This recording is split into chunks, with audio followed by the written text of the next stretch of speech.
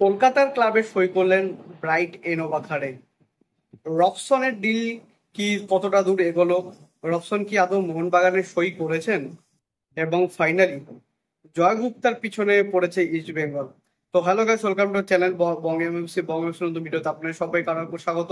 আজকে আমি নিয়েছি ইন্ডিয়ান ফুটবল আপডেট আরোটি পর্ব। তো চলুন একদম দেরি না করে আজকে ভিডিওটা শুরু করা যায়। সবার প্রথমে কিন্তু আপনাদের জানাবো ব্রাইট এনোবাখারেকে নিয়ে। তো ব্রাইটকে সকলেই চেনেন, বিশেষ করে ইস্ট বেঙ্গল ফ্যান্সের কাছে তো তিনি একজন নয়নের মণি।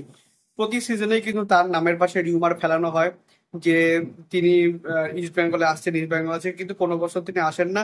এবার ইস্ট বেঙ্গল ছাড়াও কিন্তু আইএসএল এর বাকি ক্লাবের সঙ্গেও তার কিন্তু রুমার ছড়ানো হয়, বাট তিনি কোনোবার কিন্তু আইএসএল আসেন না। বাট এইবার কিন্তু তিনি আইএসএল এ নয়, তিনি আই লিগে খেলবেন। এবার কাদের হয়ে খেলবেন? তিনি খেলবেন ডায়মন্ড হারবার এফসির হয়ে, যারা সদ্য কিন্তু আই লিগ 2 থেকে কিন্তু আই লিগে কিন্তু প্রমোটেড হয়েছে। তো ডায়মন্ড হারবার এফসি কিন্তু খুব ভালোভাবে তাদের দলটা কিন্তু গুছাচ্ছে, যেটা কিন্তু মানে প্রকৃষ্ট একটা উদাহরণ যে কিভাবে একটা ক্লাব এত ভালো চলতে পারে। তো আশা করি ডায়মন্ড হারবার এফসি বাংলার ক্লাব হিসাবে পরের সিজনে আইএসএল এ আসবে। পরবর্তী যে আপডেট আসবো সেটা হলো মোহনবাগানকে নিয়ে।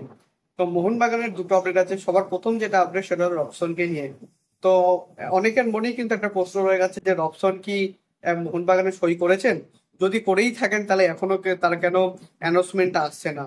তো বন্ধুরা, আমার মতে যেটা বলছে, তো রবসন রবিনোর কিন্তু যেটা ডিল, সেই ডিলটা কিন্তু ডান হয়ে গিয়েছে, বাট এখনো কিন্তু অফিসিয়াল সাইনিং কিন্তু হয়ে ওঠেনি।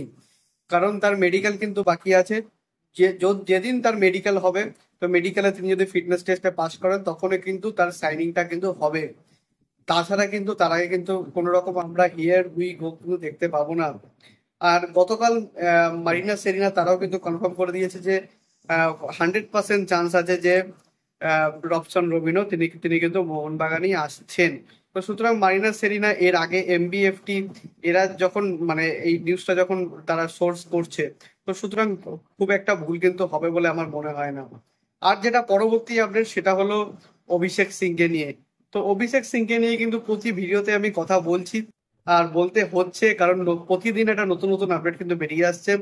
তো গতকাল আমি জানিয়েছিলাম যে এফসি গোয়া খানিকটা হলো এগিয়ে আছে, বাট গতকাল রাতে কিন্তু যে আপডেটটা আসছে তাতে কিন্তু আমরা জানতে পারছি মোহনবাগান কিন্তু অনেকটা অনেকটা কিন্তু মানে বরফ গলিয়ে ফেলেছে অভিষেক সিং এর সঙ্গে। ম্যানুয়েলো মার্কোয়েজ যে কাজটা করেছিলেন, অর্থাৎ এফসি গোয়াতে তাকে আনার চেষ্টা করেছিলেন ন্যাশনাল টিমের যখন ক্যাম্প চলছিল তখন, বাট মোহনবাগান যে অফারটা রেখেছে তার মানে বর্তমান ক্লাব পাঞ্জাব এফসি এবং তার কাছে, সেটা কিন্তু ইরেসিস্টেবল একটা অফার।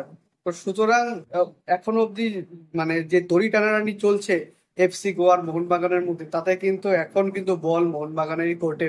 এবার দেখা যাক মোহনবাগান যদি সইটা করতে পারে ঠিক কতটা তাড়াতাড়ি সইটা করতে পারে, কারণ সে সিজন কিন্তু নতুন সিজন শুরু হতে চলেছে। আর মানে সিজন কিন্তু শুরুটাই হবে কিন্তু ডুরান্ড কাপ দিয়ে। এরপর কিন্তু আসবো ইস্ট বেঙ্গলের আপডেটে। ইস্ট বেঙ্গলের দরকার ছিল একজন লেফট ব্যাক। এবার সেটার জন্য কিন্তু তারা সবার প্রথমে টার্গেট করেছিল অভিষেক সিংকে। বাট যখন মোহনবাগান আর এফসি গো আসরে নামলো, তারা কিন্তু খুব তাড়াতাড়ি সেখান থেকে মুভ অন করলো, কারণ তাদের পক্ষে কিন্তু একটা প্লেয়ারের পিছনে এত টাকা দেওয়া সম্ভব নয়, বিশেষ করে সে যদি ইন্ডিয়ান প্লেয়ার হয়। তো যে কারণে কিন্তু তারা খুব তাড়াতাড়ি কিন্তু মুভ অন করলো এবং অতি দ্রুততার সঙ্গে তারা এফসি গোয়ার লেফট ব্যাক জয় গুপ্তা, তার সঙ্গে কিন্তু মানে কথা শুরু করে দিল। এবং এখন যে নিউজটা অর্থাৎ আপডেটটা যে আমরা পাচ্ছি তাতে হলো জয় গুপ্তার সঙ্গে কিন্তু ভার্বালি এগ্রিমেন্ট একদম কনফার্ম হয়ে গিয়েছে। এবার জয় গুপ্তার ক্লাব অর্থাৎ এফসি গোয়ার সঙ্গে কিন্তু তারা কিন্তু আসরে বসবে এবং তার সাথে কিন্তু মানে অর্থাৎ যে এফসি গোয়ার ম্যানেজমেন্ট তার সঙ্গে কিন্তু ইমামি ম্যানেজমেন্ট তারা একটা মানে রফা করবে ঠিক কত মানে ট্রান্সফার ফিতে জয় গুপ্তাকে আনা যায়। আর জয় গুপ্তার যে ট্রান্সফার ফিটা এফসি গোয়া চাইছে সেটা ইস্ট বেঙ্গলের পক্ষে দেওয়া কিন্তু সম্ভব।